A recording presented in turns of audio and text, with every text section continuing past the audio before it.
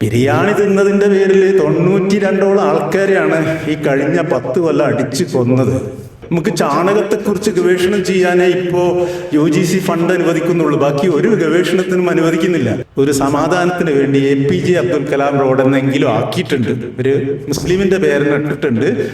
പക്ഷേ ഒരു സാധാരണ മുസ്ലിം അല്ലല്ലോ. രാമന്റെ വിപരീതം എന്താണെന്ന് അറിയാം നമുക്ക് വടക്കേ ഇന്ത്യയിൽ? സാധാരണ നമ്മുടെയൊക്കെ ഒരു Rama was killed by Ravana എന്നല്ലേ? കേരളത്തിലൊക്കെ രാവണനാണ് ശത്രുപക്ഷത്ത് നിന്നത്, പക്ഷെ വടക്കേ ഇന്ത്യയിൽ ബാബറാണ്.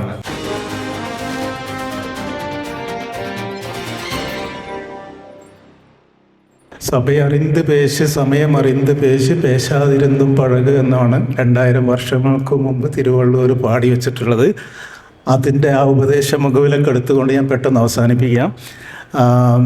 ബിനോയ് വിശ്വം സഖാവ് പറഞ്ഞ ചില കാര്യങ്ങളോട് പ്രതികരിച്ചുകൊണ്ട് എന്നോട് സംസാരിക്കാൻ പറഞ്ഞിട്ടുള്ളത് സംഘപരിവാർ എങ്ങനെയാണ് നമ്മുടെ പാഠപുസ്തകങ്ങളിലൂടെ അവരുടെ പ്രത്യയശാസ്ത്രം പ്രചരിപ്പിക്കുന്നു എന്നുള്ളതിനെ കുറിച്ചാണ്. അതിലേക്ക് വരുന്നതിന് മുമ്പ് ഈ സദസ്സിൽ പങ്കെടുക്കാൻ, ഈ പറയുന്ന മതേതര വിദ്യാഭ്യാസത്തിൻ്റെ ഈ കൺവെൻഷനിൽ പങ്കെടുക്കാൻ ഏറെ സന്തോഷമുള്ളൊരു ചരിത്ര വിദ്യാർത്ഥിയാണ്. കാരണം നമ്മൾ രാജ്യം അതിൻ്റെ ചരിത്രത്തിൻ്റെ വിപരീത ദിശയിൽ സഞ്ചരിക്കാൻ തുടങ്ങിയിട്ട് ഏതാണ്ട് 13 വർഷമായി.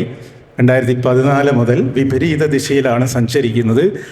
അപ്പോഴും നമ്മുടെ എണ്ണപ്പെട്ട മതേതര രാഷ്ട്രീയ കക്ഷികൾക്ക് ഈ RSSൻ്റെ പ്രത്യയശാസ്ത്രത്തെ മനസ്സിലാക്കാനോ അതിനെ ഫലപ്രദമായി പ്രതിരോധിക്കാനോ ഇപ്പോഴും കഴിയുന്നില്ല എന്നുള്ള സങ്കടമാണ് ഈ ചരിത്ര വിദ്യാർത്ഥി.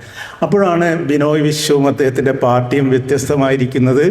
ഇടതുപക്ഷ അധികാരത്തിലിരിക്കുമ്പോൾ തന്നെയാണ് PM ശ്രീ എന്ന് പറയുന്ന പദ്ധതിയുടെ അപകടം ഇന്നതാണ്, അതിൻ്റെ പിന്നിൽ ഒരു വലിയ അജണ്ട ഉണ്ട് എന്ന് തിരിച്ചറിയുന്നു. ബിനോയ് വിശ്വ സഖാവ് ഇപ്പോൾ മാത്രമല്ല, 2021 അന്നത്തെ ICHR മലബാർ കലാപത്തിലെ പങ്കെടുത്ത 387 രക്തസാക്ഷികളെ രക്തസാക്ഷി നിഘണ്ടുവിൽ നിന്ന് നീക്കം ചെയ്ത ആ ദിവസം അദ്ദേഹം കേരളത്തിലെ MP മാരോടായിട്ട് പറഞ്ഞു, വൈകുന്നേരം നമുക്ക് നാളെ, ഈ കേരളത്തിലെ എല്ലാ MP മാരും സെക്കുലർ പക്ഷത്താണല്ലോ, അതുകൊണ്ട് നമുക്ക് നാളെ എന്തുകൊണ്ട് പാർലമെൻറ്റിൽ ഇതിനെതിരായിട്ടൊരു സബ്മിഷൻ ഉന്നയിച്ചുകൂടാ എന്ന് പറഞ്ഞപ്പോൾ കേരളത്തിൽ നിന്നുള്ള ഒരു കോൺഗ്രസ് MP, പേര് പറയാം, ബെന്നി ബെഹനാൻ പറയുകയാണ്, അത് നമുക്ക് പഠിച്ചിട്ട് പോരെ. അപ്പം സഖാവ് പറയുകയാണ്, ഈ വാഗൺ ട്രാജഡിയെക്കുറിച്ച് ഇനി എന്താ പത്ര പഠിക്കാനെന്ന്. ഞാൻ പറയുന്നത്, ഇത് സൂചിപ്പിക്കുന്ന എന്താണെന്ന് വെച്ച് കഴിഞ്ഞാൽ ഈ രീതിയിലുള്ള ഒരു നിസ്സംഗത, ഈ പ്രത്യയശാസ്ത്രം 100 വർഷം പിന്നിട്ട ഈ പ്രത്യയശാസ്ത്രത്തെ, അതിൻ്റെ അപകടത്തെ മനസ്സിലാക്കാൻ ഇവർക്ക് പറ്റുന്നില്ല എന്നുള്ള സങ്കടമാണ്. ഇപ്പം നേരത്തെ പറഞ്ഞു ക്യാച്ച് ദം യങ്, ചെറുപ്പത്തിലെ പിടികൂടുക, ഇത് ഇവരുടെ ഒരു പരിപാടിയാണ്. ഉദാഹരണത്തിന് ഈ NCERTയുടെ 2ാം ക്ലാസ്സിലെ പാഠപുസ്തകത്തിലേക്ക് നിങ്ങളുടെ ശ്രദ്ധ ക്ഷണിക്കുകയാണ്. അതൊരു പാഠഭാഗം ഫെസ്റ്റിവൽസ്, അവർ ഫെസ്റ്റിവൽസ്, നമ്മുടെ ആഘോഷങ്ങൾ എന്നാണ്. Ganesh Chaturthi is the festival of Hindus, ഒന്നാമത്തെ സെൻറ്റൻസ്. രണ്ടാമത്തെ sentence, on that day we go to temples. Ganesh Chaturthi ഹിന്ദുക്കളുടെ ഒരു ആഘോഷമാണ്. ആ ദിവസം നമ്മൾ അമ്പലത്തിലേക്ക് പോകുന്നു. മൂന്നാമത്തെ sentence, Eid is the festival of Muslims, on that day they go to mosque. ശ്രദ്ധിക്കുക വ്യത്യാസം. ഈദ് മുസ്ലിങ്ങളുടെ ഒരു ആഘോഷമാണ്, ആ ദിവസം അവർ പള്ളിയിലേക്ക് പോകുന്നു. വി, ദേ. 2ാം ക്ലാസ്സിലെ കുട്ടികൾക്കിടയിലാണ് ഇത്തരത്തിലുള്ള വിഭജനം ഉണ്ടാക്കാൻ ഈ സർക്കാർ ശ്രമിക്കുന്നത് എന്നുള്ളതാണ്. അപ്പം ആ രീതിയിൽ അപ്പം റൊമില്ല താപ്പറിൻ്റെ ഒരു കൃത്യമായ നിരീക്ഷണമുണ്ട്. 2002 ഗുജറാത്ത് കലാപം കഴിഞ്ഞപ്പോൾ റൊമില്ല താപ്പർ പറഞ്ഞു, ഗുജറാത്ത് കലാപത്തിൻ്റെ കാരണം അന്വേഷിക്കേണ്ടത് 2002 മറിച്ച് 1947 മുതൽ ഗുജറാത്തിലെ പാഠപുസ്തകങ്ങളിലൂടെ വികിരണം ചെയ്യപ്പെട്ട ചരിത്രത്തിലാണ് ഗുജറാത്ത് കലാപത്തിൻ്റെ കാരണം കിടക്കുന്നത്. അപ്പോൾ നമുക്കൊന്നും മനസ്സിലായില്ല. പിന്നെ മനസ്സിലാവുന്നത് എപ്പോഴാ, ഈ കലാപത്തിന് നേതൃത്വം കൊടുത്ത, തൃശൂലമേന്തി മിയാക്കളെ കൊന്നൊടുക്കാൻ നേതൃത്വം കൊടുത്ത ബാബു ബജ്രംഗിയുമായിട്ട് ഒരു പത്രപ്രവർത്തകൻ അല്ലെങ്കിൽ ഒരു ഈ TV അവതാരക ഈ മൈക്കുമായിട്ട് ചോദിക്കുകയാണ്, ഈ മിയാക്കളെ കൊല്ലുമ്പോൾ, ഈ കലാപത്തിൽ പങ്കെടുക്കുമ്പോൾ നിങ്ങളെ ഭരിച്ചിരുന്ന വികാരം എന്താണ് എന്ന് ചോദിച്ചപ്പോൾ ബാബു ബജ്രംഗി എന്ന് പറയുന്ന വിശ്വ ഹിന്ദു പരിഷത്തുകാരൻ പറഞ്ഞത്, ആ സമയത്ത് മിയാക്കളെ കൊന്നൊടുക്കുമ്പോൾ, തൃശൂലം കൊണ്ട് കൊന്നൊടുക്കുമ്പോൾ എൻ്റെ ശരീരത്തിൽ റാണ പ്രതാപ് ആവേശിച്ചിട്ടുണ്ടായിരുന്നു. ആരാ റാണ പ്രതാപ്? 16-ാം നൂറ്റാണ്ടിൽ മുഗൾ ചക്രവർത്തിയുമായിട്ട് ഹൽദിഘട്ട് എന്ന് പറയുന്ന യുദ്ധത്തിൽ പങ്കെടുത്ത് പരാജയപ്പെട്ട രജപുത്ര രാജാവിൻ്റെ പേരാണ് റാണ പ്രതാപ്. ശ്രദ്ധിക്കേണ്ട ഒരു പോയിന്റ്, 16-ാം നൂറ്റാണ്ടിൽ ജീവിച്ച റാണ പ്രതാപ് എങ്ങനെയാണ് 21-ാം നൂറ്റാണ്ടിൽ അഹമ്മദാബാദിൽ ജീവിക്കുന്ന ബാബു ബജ്രംഗിയുടെ ശരീരത്തിൽ ആവേശിക്കുന്നത്? ആ ആവേശിക്കുന്നതിന് പിന്നിൽ കൃത്യമായ ആസൂത്രണമുണ്ട്, ആസൂത്രണ മികവുണ്ട്. അവിടെയാണ് നമ്മൾ RSSനെയും RSSൻ്റെ വിദ്യാഭ്യാസ പ്രവർത്തനങ്ങളെയും കാണാൻ ശ്രമിക്കേണ്ടത്. ഉദാഹരണത്തിന് മുഹമ്മദ് ഹബീബ് എന്ന് പറയുന്നത് ഇർഫാൻ ഹബീബിൻ്റെ ബാപ്പയാണ്. വളരെ പ്രസിദ്ധനായിട്ടുള്ള ചരിത്രകാരനായിരുന്നു അലിഗറിലെ. അദ്ദേഹം 1947 പറയുന്നൊരു കാര്യം, a state dominated interpretation of history will sabotage democracy. സ്റ്റേറ്റിൻ്റെ നേതൃത്വത്തിൽ വ്യാഖ്യാനിക്കപ്പെടുന്ന ചരിത്രം ജനാധിപത്യത്തെ അട്ടിമറിക്കും. ഇത് വളരെ കൃത്യമല്ലേ? നിങ്ങൾ ആലോചിച്ച് നോക്കൂ, ഈ ബാബു ബജ്രംഗിയെ സ്വാധീനിക്കുന്നത് ഇവർ മുന്നോട്ട് വെക്കുന്ന ചരിത്രം എന്ന് പറഞ്ഞു കഴിഞ്ഞാൽ, ഇവിടെ സർക്കാർ സ്കൂളുകൾ അല്ലെങ്കിൽ പൊതുമേഖലയിലെ സ്കൂളുകളുടേക്ക് എത്രയോ ഇരട്ടി, 1,60,000 സരസ്വതി വിദ്യാലയങ്ങളാണ് ഈ ഇന്ത്യ രാജ്യത്തുള്ളത്. അവിടത്തേക്കാണ് ഈ തരത്തിലുള്ള വിഷലിപ്തമായിട്ടുള്ള ചരിത്രം അവർ പഠിപ്പിക്കുന്നത്. അതുകൊണ്ട് ആശിഷ് നന്ദി എന്ന് പറയുന്ന ഒരുപക്ഷെ സെക്യുലറിസത്തിൻ്റെ വിമർശകനൊക്കെ ആയിരിക്കും, അദ്ദേഹം നിരീക്ഷിക്കുന്ന ഒരു കാര്യം, ഇന്ത്യയുടെ ഭാവി ഇരുളടഞ്ഞതാണ്. ഇന്ത്യയുടെ ഭാവി ഇരുളടഞ്ഞതാവാൻ എന്താ കാരണം? അദ്ദേഹം പറയുന്നത്, നമ്മുടെ ബ്യൂറോക്രസിയെ മുഴുവൻ മാൻ ചെയ്യുന്നത്, നിയന്ത്രിക്കുന്ന ഉദ്യോഗസ്ഥന്മാർ മുഴുവൻ ഈ തരം സരസ്വതി വിദ്യാലയങ്ങളിൽ നിന്ന് സ്വയത്തമാക്കിയ ചരിത്രബോധമുള്ളവരാണ്. അതുകൊണ്ട് സുപ്രീം കോർട്ടിലെ ജഡ്ജ് നിങ്ങൾക്ക് ബാബരി മസ്ജിദിൻ്റെ വിധി പറയുമ്പോൾ നിങ്ങൾ അത്ഭുതപ്പെടേണ്ട, ഇവർ സ്വയത്തമാക്കിയത് ഈ പറയുന്ന ചരിത്രബോധമാണ് എന്നുള്ളത്. ഇപ്പം അതുമാത്രമല്ല, അപ്പം നിങ്ങൾ ആലോചിച്ച് നോക്കൂ, ഇന്നലെ മിനിഞ്ഞാന്ന് ബംഗാളിൽ 1 മാസമായിട്ടേ ഉള്ളൂ BJPക്ക് അധികാരം കിട്ടിയിട്ട്. ഇന്നലെ ബംഗാളിലെ വിദ്യാഭ്യാസ വകുപ്പ് ഒരു തീരുമാനമെടുത്തു. അറിഞ്ഞോ നിങ്ങൾക്കറിയില്ല, അവിടുത്തെ കുട്ടികളെ ഉച്ചഭക്ഷണത്തിൽ നിന്ന് മുട്ട എടുത്ത് കളഞ്ഞു. പ്യുവർ വെജിറ്റേറിയൻ മാത്രമാക്കി. ഇവിടെ 40 ലക്ഷം ആൾക്കാർ BJPക്ക് വോട്ട് ചെയ്തവരുണ്ട്. അതിൽ അമ്മമാരുണ്ട്, കുട്ടികളുണ്ട്, മുട്ട തിന്നുന്നവരുണ്ട്, കോഴി തിന്നുന്നവരുണ്ട്. ഈ വോട്ട് ചെയ്തവർ ഒന്ന് ആലോചിക്കുന്നത് നല്ലതാണ്. ഇനിയും കൊണ്ടേ കുത്തിക്കഴിഞ്ഞ് കഴിഞ്ഞാൽ കോഴി തിന്നാൻ പറ്റില്ല, ബിരിയാണി തിന്നാൻ പറ്റില്ല. ബിരിയാണി തിന്നതിൻ്റെ പേരിൽ 92ഓളം ആൾക്കാരെയാണ് ഈ കഴിഞ്ഞ 10 കൊല്ലം അടിച്ച് കൊന്നത്. നിങ്ങളുടെ ഭക്ഷണ സ്വാതന്ത്ര്യം, നിങ്ങളുടെ വസ്ത്ര സ്വാതന്ത്ര്യം എല്ലാം ഇവർ നേരത്തെ സയൻറ്റിഫിക് ടെമ്പറിനെ കുറിച്ച് പറഞ്ഞു. നെഹ്റുവിൻ്റെ സയൻറ്റിഫിക് ടെമ്പർ, ആ നെഹ്റു ഇരുന്ന കസേരയിലിരിക്കുന്ന നമ്മുടെ സാക്ഷാൽ പ്രധാനമന്ത്രി, 12 വർഷമായി ഇന്ത്യ ഭരിക്കുന്ന പ്രധാനമന്ത്രി, ബോംബെയിലെ റിലയൻസ് ഹോട്ടലിൻ്റെ ഉദ്ഘാടന വേളയിൽ പറയുകയാണ്, ഈ ആധുനിക സയൻസ് എല്ലാം തന്നെ നമ്മുടെ ഭാരതത്തിൽ പണ്ടേ ഉണ്ട്.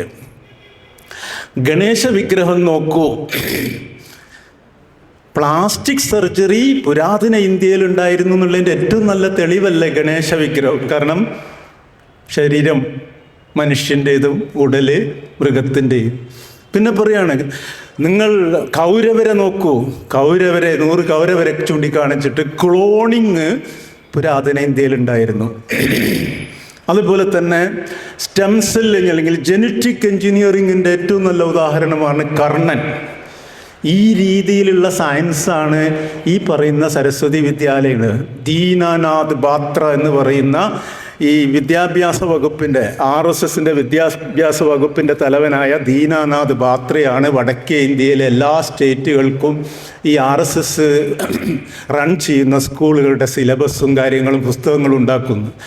അത് വായിച്ചു കഴിഞ്ഞാൽ നിങ്ങൾക്ക് വേറെ കോമിക് പുസ്തകമൊന്നും വായിക്കണ്ട. ഞാൻ പറയുന്നത് ഇതേ സാധനങ്ങൾ കേരളത്തിൽ വരും. നമ്മളിപ്പം ഭയങ്കരമായിട്ട് എൻജിനീയറിങ്ങും മെഡിസിനും ഒക്കെ കുട്ടികളെ പറഞ്ഞയക്കുന്നുണ്ടല്ലോ. ഈ സ്കൂളുകളിലൂടെ വളരുന്ന കുട്ടിക്ക് എങ്ങനെയാണ് ഒരു റാഷണൽ തിങ്കിങ് ഉണ്ടാവുക എന്നുള്ളത്. ആറ്റം ബോംബ്, പുരാതന ഇന്ത്യയിൽ ആറ്റം ബോംബ് ഉണ്ടായിരുന്നു, സ്യൂഡോ സയൻസാണ്. ഇതേ സാധനം നിങ്ങൾക്ക് ജർമ്മനിയിൽ അവിടെയുള്ള ഏറ്റവും പ്രസിദ്ധരായ ഷ്രോഡർ അടക്കമുള്ള പ്രസിദ്ധരായിട്ടുള്ള സയൻറ്റിസ്റ്റുകളെ മുഴുവൻ പുറത്താക്കുന്നുണ്ട് നാസി കാലഘട്ടത്തിലെ ജർമ്മനിയിൽ നിന്ന്. എന്നിട്ട് അതിന് പകരം കൊണ്ടുവന്നത് ആര്യൻ സയൻസ് എന്ന് പറയുന്ന സ്യൂഡോ സയൻസ് ആയിരുന്നു. ഏതാണ്ട് സമാനമായിട്ടാണ് ഇന്ത്യയിൽ നടക്കുന്നത്. അപ്പം നിങ്ങൾക്ക് ഈ ക്ലാസിക്കൽ ഫാഷിസവും നമ്മുടെ ഇന്ത്യൻ ഫാഷിസവും തമ്മിൽ വലിയ രീതിയിലുള്ള അടുപ്പം കാണാൻ പറ്റും. ഒരേ മാർഗ്ഗമാണ് നേരത്തെ സഖാവിശ്യം ചൂണ്ടിക്കാണിച്ച പോലെ. അപ്പം ഈ സയൻറ്റിസ്റ്റുകളെ മുഴുവൻ പുറത്ത്, അതുവരെ ജർമ്മനി എന്ന് പറയുന്നത് 1930 വരെ ജർമ്മനി ലോകത്തിലെ തന്നെ സയൻറ്റിഫിക് ഡെവലപ്മെൻറ്റിൻ്റെ കാര്യത്തിൽ ഏറ്റവും മുൻപന്തിയിൽ നിൽക്കുകയാണ്. 20 കൊല്ലം കൊണ്ട് അത് മുഴുവൻ പുറകോട്ട് പോവുക. കാരണം ആ സയൻറ്റിസ്റ്റിലെ മഹാഭൂരിപക്ഷവും ജൂതന്മാരായിരുന്നു. പക്ഷെ ജൂതവിരോധം മൂത്ത ഇവർ മുഴുവൻ പുറത്താക്കുന്നു. ഇവിടെ സംഭവിക്കുന്നത് അത് തന്നെയാണ്. കാരണം ആരെങ്കിലും ഇങ്ങോട്ടേക്ക് വരുമോ? നമുക്ക് ചാണകത്തെക്കുറിച്ച് ഗവേഷണം ചെയ്യാനേ ഇപ്പോൾ UGC ഫണ്ട് അനുവദിക്കുന്നുള്ളൂ, ബാക്കി ഒരു ഗവേഷണത്തിനും അനുവദിക്കുന്നില്ല.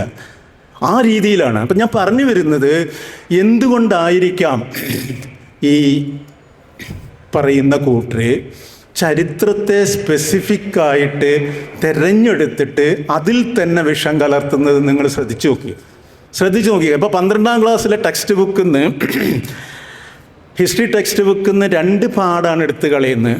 ഒരു പാഠം എന്ന് പറയുന്നത് കിങ്സ് ആൻഡ് ക്രോണിക്കിൾസ് എന്ന് പറഞ്ഞ് മുഗളന്മാരെ കുറിച്ചുള്ള ഒരു അധ്യായം സ്ക്രാപ്പ് ചെയ്തിടുന്നു.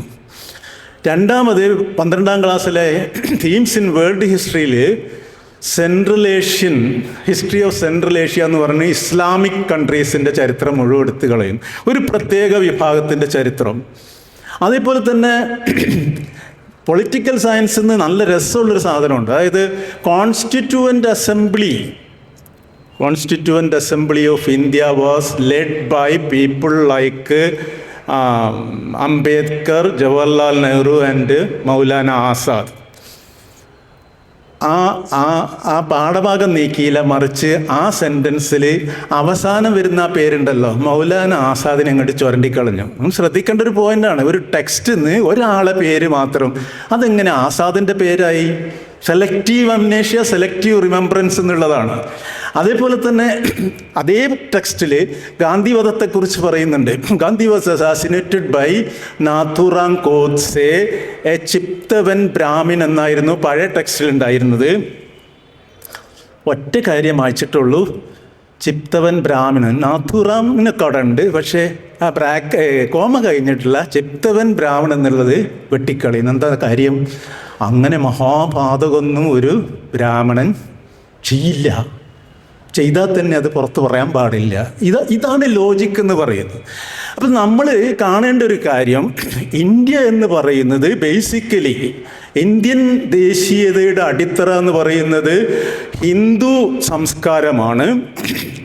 അതുകൊണ്ടാണ് ഈ നേരത്തെ പറഞ്ഞ PM ശ്രീ ആണെങ്കിലും ഇനി വരാൻ പോകുന്ന കാർത്തികൻ സാറ് പറഞ്ഞ എന്താണ് വികസിത് ഭാരത് ശിക്ഷ അധിഷ്ഠ എന്ന് പറഞ്ഞൊരു വലിയ സാധനം വരാൻ പോകുന്നുണ്ട് ഉന്നത വിദ്യാഭ്യാസ മേഖലയിൽ.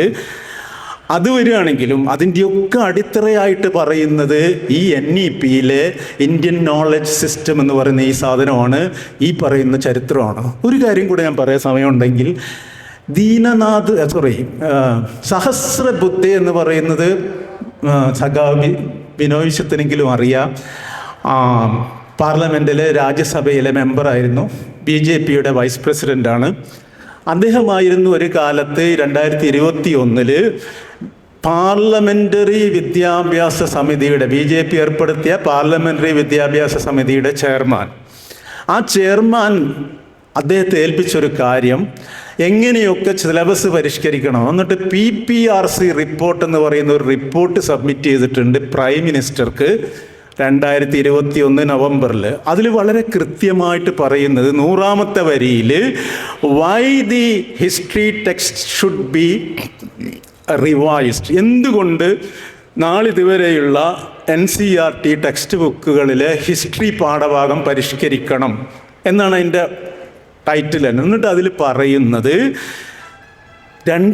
മൂന്ന് കാര്യങ്ങളാണ്. ഒന്ന് പറയുന്നത്, നാളിതുവരെയുള്ള നമ്മുടെ ടെക്സ്റ്റ് ബുക്കുകളിൽ മുഴുവൻ തന്നെ ആൻഷ്യൻ്റ് ഇന്ത്യ, പുരാതന ഇന്ത്യയുടെ സംഭാവന അത്ര പൊലിപ്പിച്ച് പറഞ്ഞിട്ടില്ല. അതുകൊണ്ട് ഇനിയുള്ള ടെക്സ്റ്റ് ബുക്കിൽ പുരാതന ഇന്ത്യയുടെ സംസ്കാരത്തെക്കുറിച്ചും അത് ലോകത്തിന് നൽകിയിട്ടുള്ള സേവനങ്ങളെക്കുറിച്ചും വിശദമായിട്ട് കൊടുക്കണം. രണ്ടാമത് പറയുന്നത്, ഇതുവരെയുള്ള ടെക്സ്റ്റിൽ മധ്യകാല സുൽത്താന്മാരെക്കുറിച്ച് വേണ്ടാതെ ഒരുപാട് കാര്യങ്ങൾ പറയുന്നുണ്ട്.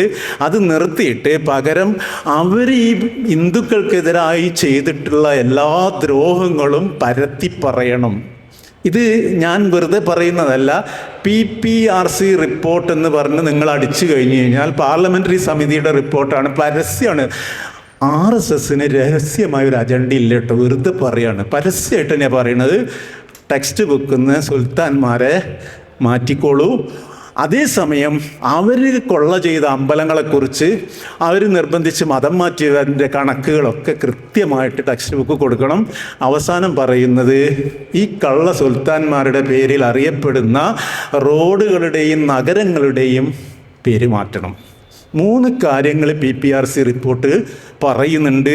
അത് അച്ചട്ടയാണ് 2022 NCERT ഫോളോ ചെയ്യുന്നതും. പിന്നെ നിങ്ങൾക്കറിയാം എങ്ങനെയാണ് ഫൈസാബാദിൻ്റെ പേര് അയോധ്യയായി മാറുന്നത്. അതേപോലെ തന്നെ മുഗൾ സറായി ദീൻ ദയാൽ മാർഗായി മാറുന്നുണ്ട്. അലിഗറിൻ്റെ പേര് ഹരിഗറായിട്ട് മാറ്റുന്നുണ്ട്.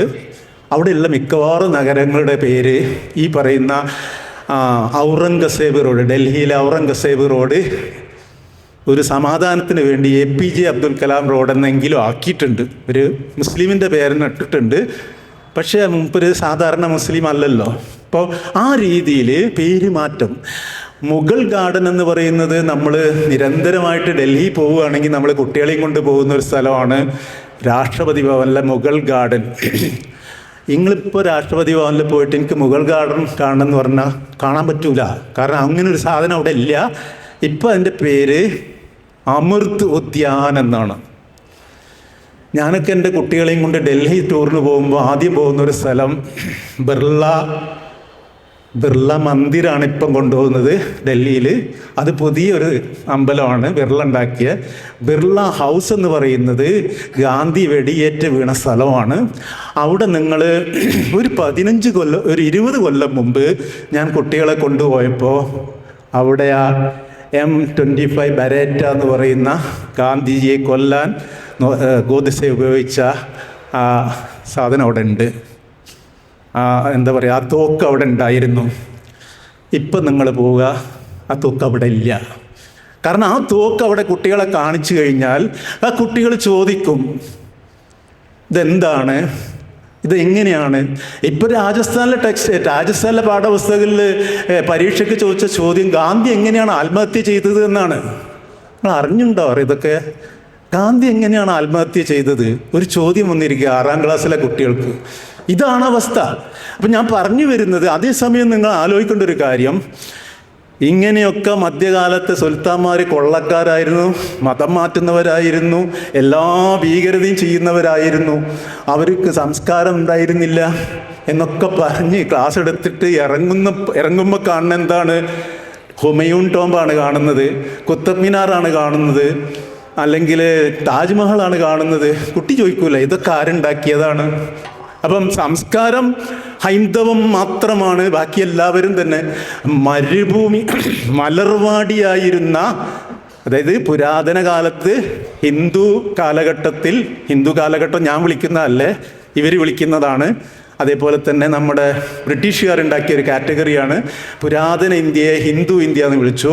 എന്നിട്ട് ബ്രിട്ടീഷുകാർ പറഞ്ഞൊരു ന്യായമാണ്, പുരാതന ഇന്ത്യയിൽ വലിയ സംസ്കാരം ഉണ്ടായിരുന്നു, അന്ന് മലർവാടിയായിരുന്ന ഇന്ത്യയെ 12-ാം നൂറ്റാണ്ടാവുമ്പോഴേക്ക് ഈ ഭീകരന്മാർ പുറത്തു നിന്ന് വന്ന മുസ്ലിം ആക്രമണകാരികളെ ആക്രമിക്കുകയും ആ മലർവാടിയായിരുന്ന ഇന്ത്യയെ മരുഭൂമിയാക്കി മാറ്റുകയും ചെയ്തു. പിന്നെ ബ്രിട്ടീഷുകാർ വന്നു 18-ാം നൂറ്റാണ്ടിലാണ് വീണ്ടും ഇന്ത്യയെ ആധുനികവൽക്കരിച്ചത്. ഇതായിരുന്നു ബ്രിട്ടീഷുകാരൻ്റെ യുക്തി. ആ യുക്തിയാണ് ഇന്ന് സംഘപരിവാർ മുന്നോട്ട് വെക്കുന്ന യുക്തി. അപ്പം ഈ മലർവാടിയെ മരുഭൂമിയാക്കിയ ഈ കൂട്ടരുടെ ചരിത്രം പഠിപ്പിക്കേണ്ട എന്നാണ് ഇവരെ നിശ്ചയം. അതുകൊണ്ടാണ് മുഗൾ ചരിത്രം അപ്പാടെ തന്നെ മാറ്റുന്നത്. പക്ഷെ ഒരൊറ്റ കാര്യം പറഞ്ഞ് ഞാൻ, ഈ മുഗളന്മാരാരായിരുന്നു, മുഗളന്മാരെന്താ നശിപ്പിച്ചതെന്നുള്ളത്, അല്ലെങ്കിൽ മുഗളന്മാർ എത്ര പേരെ മതം മാറ്റി എന്നുള്ളത് നിങ്ങളെങ്കിലും അറിയണം. 1757 നിങ്ങൾ പഠിച്ചിട്ടുണ്ടാവും, ബാറ്റിൽ ഓഫ് പ്ലാസി. അതുവരെ 1526 മുതൽ ഇവിടെ ഭരിച്ചത് മുഗൾ സുൽത്താൻമാരാണ്. അവരപ്പം നിർബന്ധിച്ച് ലക്ഷക്കണക്കിന് ഹിന്ദുക്കളെ മതം മാറ്റി എന്നാണ് പറയുന്നത്. 1757 മുഗളന്മാരിൽ നിന്നും ബ്രിട്ടീഷുകാർ ഭരണം ഏറ്റെടുക്കുമ്പോൾ ഇന്ത്യയിലെ മുസ്ലിം പോപ്പുലേഷൻ എത്ര അറിയും നിങ്ങൾക്ക്? 7%. മതം മാറ്റിയിട്ടേ, ലക്ഷങ്ങൾ മതം മാറ്റിയിട്ട് 7% ഉള്ളൂ. പിന്നെയാണ് ഈ പറയുന്ന 200 കൊല്ലം കൊണ്ടാണ് അത് 20%, 24%, പിന്നെ ഇപ്പോൾ 14% ഒക്കെ ആയിരുന്നു ഈ പാർട്ടീഷന് ശേഷം. ഒരു നുണയാണ് പൊളിയാൻ പോകുന്നത്. ഇത് നമുക്ക് കൃത്യമായ കണക്കുള്ള. രണ്ടാമത്തെ നുണ എന്ന് പറയുന്നത്, ഇന്ത്യയുടെ സമ്പത്ത് കൊള്ളയടിച്ചു. ഈ വന്ന കൂട്ടരാരും തന്നെ പുറത്തു നിന്ന് വന്ന ഈ സുൽത്താൻമാരായാലും തുർക്കിഷ് സുൽത്താൻമാരായാലും മുഗള സുൽത്താൻമാരായാലും ആരും പുറത്തു പോയിട്ടില്ല. അവരിവിടെ തന്നെ നിന്നു, ഇവിടെ ഭരിച്ചു, ഇവിടെ തന്നെ നിന്നു. പറഞ്ഞ കണക്കതൊന്നുമല്ല. 1757 ഇന്ത്യ ബ്രിട്ടീഷുകാർ മുഗളന്മാരെ കയ്യിൽ നിന്ന് ഏറ്റെടുക്കുമ്പം ശ്രദ്ധിക്കണേ, വേൾഡ് GDPയുടെ 17% ഇന്ത്യയുടെ സംഭാവനയായിരുന്നു. ഞാൻ അടിവരയിട്ട് പറയാണ്, ലോക GDPയുടെ 17% 1757 ഇന്ത്യയുടെ സംഭാവനയാണ്. 200 കൊല്ലം കഴിഞ്ഞ് 1947 ബ്രിട്ടീഷുകാരെ ഇവിടെ ഉപേക്ഷിച്ച് പോകുമ്പം നമ്മുടെ അവസ്ഥ എന്താ? വേൾഡ് GDPയുടെ 4% ഇന്ത്യയുടെ ഓഹരി കുറയുകയാണ് ചെയ്തത്. ഊരിക്കൊണ്ട് പോയത് മുഴുവൻ ബ്രിട്ടീഷുകാരാണെന്ന് കൃത്യമാണ്. ഒന്നുകൂടി കാര്യം പറയട്ടെ, എന്തുകൊണ്ടാണ് യൂറോപ്പും അമേരിക്കയും ഒക്കെ ക്രിസ്ത്യാനിറ്റിയുടെ ഡോമിനൻ്റ് ആയിട്ടുള്ള സ്ഥലമായി മാറിയത്? അതിനൊറ്റ കാരണമേ ഉണ്ടായിരുന്നുള്ളൂ. ഈ പറയുന്ന റോമൻ സാമ്രാജ്യത്തിൻ്റെ കാലത്ത് കോൺസ്റ്റന്റിൻ എന്ന് പറയുന്ന ചക്രവർത്തി ഒരു പ്രഖ്യാപനം നടത്തുകയാണ്, ഇനിമേൽ എൻ്റെ ശിഷ്യന്മാരല്ല, എൻ്റെ പ്രജകൾ മുഴുവൻ ക്രിസ്തു മതവിശ്വാസികളായിരിക്കും. എല്ലാവരും അങ്ങോട്ട് ക്രിസ്ത്യാനികളായി. ഇനി ഇങ്ങോട്ട് ഇന്ത്യയിലേക്ക് വരിക. അക്ബർ എന്ന് പറഞ്ഞൊരു രാജാവ് ഇവിടെ ഉണ്ടായിരുന്നു. മൂപ്പര് ഇതുപോലെ ഒരു പുതിയ മതം ഉണ്ടാക്കി, ദിന്നിലാഹി അല്ലെങ്കിൽ സുൽഹി കുൽ എന്ന് പറഞ്ഞിട്ട്. അയാൾക്ക് വേണമെങ്കിൽ 49 കൊല്ലം ഇന്ത്യ ഭരിച്ച ആളാണ്. ഇന്നത്തെ അഫ്ഗാനിസ്ഥാൻ, ബംഗ്ലാദേശ്, പാകിസ്ഥാൻ എല്ലാം ഉൾപ്പെടുന്ന അഖണ്ഡ ഭാരതം കൈയടക്കി ഭരിച്ച സുൽത്താനാണ്.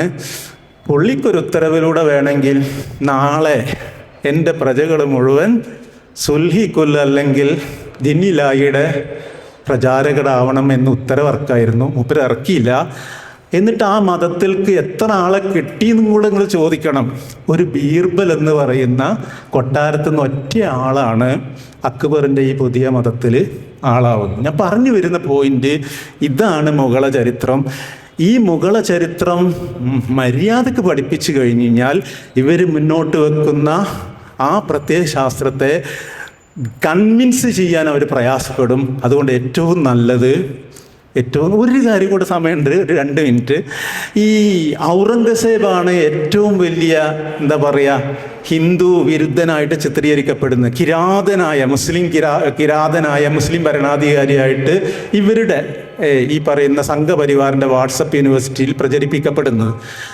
നിങ്ങൾ 1638 ചരിത്രമായതുകൊണ്ട് ബോറടിക്കുന്നുണ്ടെങ്കിൽ പറയാം. 1638 രാജ ജയ്സിംഗ് എന്ന് പറയുന്ന രജപുത്ര രാജാവിന് ഈ ഔറംഗസേബ് ഒരു നിഷാൻ കൊടുക്കുന്നുണ്ട്. നിഷാൻ എന്ന് പറഞ്ഞു കഴിഞ്ഞാൽ രാജകീയ ഉത്തരവ്. അയാൾ രന്തംപൂർ ആക്രമിക്കാൻ പോവുകയാണ്. അപ്പോൾ പറയാണ്, ഈ ഉത്തരവ് കൊടുക്കുകയാണ്. ഉത്തരവിൽ എന്താ? You shall not hurt any of the religious shrines of any communities. പോകുന്ന പോക്കിൽ വഴിയിലുള്ള ഏതെങ്കിലും മതവിഭാഗത്തിൻ്റെ ആരാധനാലയങ്ങൾക്ക് ഒരു കോട്ടവും വരുത്തരുത്. എന്നിട്ട് ആ സെൻറ്റൻസ് അവസാനിക്കുന്നത് those who discriminate in this world will be punished. Those who discriminate will be punished in this world and other world. ആര് മതത്തിൻ്റെ പേരിൽ ഈ പറയുന്ന വിവേചനം നടത്തുന്നുവോ അവൻ ഈ ലോകത്ത് മാത്രമല്ല പരലോകത്തും ശിക്ഷിക്കപ്പെടും എന്ന് എഴുതിയ ഒരു ഔറംഗസേബ് ഉണ്ട് നമുക്ക്. പക്ഷേ ഇവരത് സമ്മതിക്കില്ല. അപ്പം ഞാൻ പറഞ്ഞു വരുന്നത് അതേപോലെ തന്നെയാണ് ഗാന്ധിയെക്കുറിച്ച്. ഇപ്പം ഗാന്ധിയൊക്കെ ഇവരുടെ ഒരു ചിത്രീകരണത്തിൽ എത്രയോ മോശപ്പെട്ട ഒരാളായിട്ടാണ് നിങ്ങൾ അല്ലെങ്കിൽ ഗുജറാത്താണല്ലോ ഗാന്ധിയുടെ ജന്മസ്ഥലം. ആ ഗുജറാത്ത് പോയിട്ട് പട്ടേലിൻ്റെ ഭീമാകാരമായ പ്രതിമ ഉണ്ടാക്കുമ്പോൾ എന്താ സംഭവിക്കുന്നത്? ഗാന്ധി ഇങ്ങനെ ചെറുതായി വരും. ആ ചെറുതാക്കണം എന്നുള്ള കൃത്യമായ ഉദ്ദേശം ഇതിനകത്തുണ്ട്. അപ്പം ഞാൻ പറഞ്ഞ പോയിന്റ് ഇത്രയേ ഉള്ളൂ. നമുക്ക് ഈ പുതിയ സ്കീമിൽ പങ്കെടുത്തു കഴിഞ്ഞു കഴിഞ്ഞാൽ നമ്മുടെ കുട്ടികൾ ഈ ചരിത്രമായിരിക്കും. ആ ചരിത്രം നമ്മളെ കുട്ടികൾ സ്വായത്തമാക്കി കഴിഞ്ഞു കഴിഞ്ഞാൽ വെറുപ്പ് മാത്രമാണ് ഈ പറയുന്ന പ്രത്യയശാസ്ത്രം മുന്നോട്ട് വെക്കുന്നത്. നമ്മൾ പരസ്പരം വെറുക്കാൻ തുടങ്ങും കുട്ടികൾ പരസ്പരം അങ്ങോട്ടും. അല്ലെങ്കിൽ ഇപ്പം തന്നെ വടക്കേ ഇന്ത്യയിൽ മുസ്ലിം എന്നതിൻ്റെ വിപരീത പദമായിട്ട് ഹിന്ദു എന്നാണ് ഇപ്പം വടക്കേ ഇന്ത്യയിലെ കുട്ടികൾ. രാമൻ്റെ വിപരീതം എന്താണെന്ന് അറിയാം നിങ്ങൾക്ക് വടക്കേ ഇന്ത്യയിൽ? സാധാരണ നമ്മുടെയൊക്കെ ഒരു Rama was killed by Ravana എന്നല്ലേ? കേരളത്തിലൊക്കെ രാവണനാണ് ശത്രുപക്ഷത്ത് എന്നല്ലേ? പക്ഷെ വടക്കേ ഇന്ത്യയിൽ ബാബറാണ്. കാരണം രാമക്ഷേത്രം തകർത്ത ആള് എന്നുള്ളത്. അപ്പം ആ രീതിയിൽ നമ്മുടെ നാട്ടിൽ ശത്രുത ഉണ്ടാക്കുന്നുണ്ട്, വിഭജനം ഉണ്ടാക്കുന്ന ഒരു പ്രത്യയശാസ്ത്രമാണ് എന്ന ബോധ്യം നമ്മുടെ രാഷ്ട്രീയ പാർട്ടികൾക്കുണ്ടാവണം. ഈ പറയുന്ന പദ്ധതികൾക്ക് പിന്നിലൊക്കെ ഈ ഇത്തരം അജണ്ടയുണ്ട് എന്ന് തിരിച്ചറിയണം. അതിനെതിരെ ജാഗ്രത പാലിക്കണം. എല്ലാവരും ഈ പറയുന്ന പ്രത്യയശാസ്ത്രത്തിനെതിരായി നിൽക്കുന്ന എല്ലാവരുടെയും ഒരു സഹകരണത്തോട് കൂടിയിട്ടുള്ള ഒരു കേന്ദ്രീകൃതമായിട്ടുള്ള ഒരു സമരം തന്നെ ആവശ്യമായിട്ട് വരും. അതുപോലെ തന്നെ മസ്തിഷ്കങ്ങളെ കീഴടക്കാനുള്ള ഒരു സമരമായിട്ട് അത് മാറും.